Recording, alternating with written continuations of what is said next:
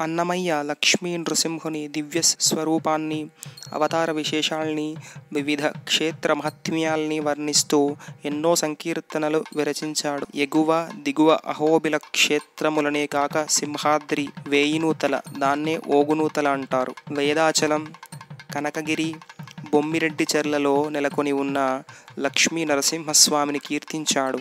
అన్నమయ్య నృసింహుని, రాముని, కృష్ణుని ఏ దైవాన్ని కీర్తించినా అందరికీ తుది చరణాలలో శ్రీ వెంకటేశ్వరునితో అభేద తత్వాన్ని కల్పించి కీర్తించాడు. అన్నమయ్య అనేక సంకీర్తనలలో నరసింహ క్షేత్రాలైన జ్వాల, వీర, యోగానంద, కానుగుమాని, దాన్నే కారంజ అంటారు, మట్టెమల్ల, భార్గోటి, ప్రహ్లాద, క్రోడాకార, మాలోల నరసింహులను కీర్తించియున్నాడు. భవనాశి తీరంలో సాగే లక్ష్మీ నృసింహుల లీలా విహారాలను కూడా అన్నమయ్య అనేక సంకీర్తనలలో కీర్తించాడు.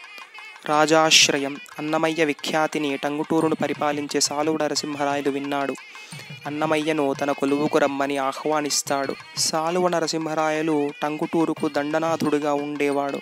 టంగుటూరు కడప జిల్లా రాజంపేట తాలూకా పొత్తిపినాడు మండలంలో ఉన్నది. తాళ్లపాక గ్రామం కూడా పొత్తిపినాడు మండలంలోనిదే. అందువల్లనే సాలువ నరసింహరాయలు అన్నమయ్య సంకీర్తనలు మహత్యాన్ని గూర్చి వినడం తటస్థించింది. సహజ వైష్ణవ భక్తి సలిపెడువాని సహవాసమైన దోషము లేదటంచు అనుకొని అన్నమయ్య కూడా సాలువ నరసింహరాయుల ఆహ్వానాన్ని మన్నించి టంగుటూరు చేరుకుంటాడు.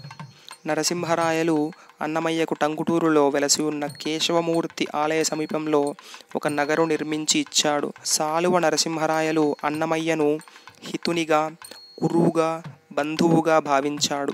ఇలా కొంతకాలం గడిచాక సాలువ నరసింహరాయలు పెనుగొండ రాజ్యానికి ప్రభువైనాడు. రాయలు అన్నమయ్యను టంగుటూరు నుండి పెనుగొండకు రప్పించాడు. ఒకనాడు రాయలు అన్నమయ్యతో స్వామిపై చేసే మధురమైన సంకీర్తనలు వినాలి అనే కోరికను విన్నవించాడు. రంగైన రాగవర్ణములతో కర్ణపేయంగా ఎన్నో సంకీర్తనలు అన్నమయ్య శ్రీ వెంకటేశ్వరునిపై వినిపించాడు. అతని సంకీర్తన రచనా ప్రతిభకు రాయలు ముదమందాడు. అన్నమయ్యను అనేక విధాలుగా సంభావించాడు.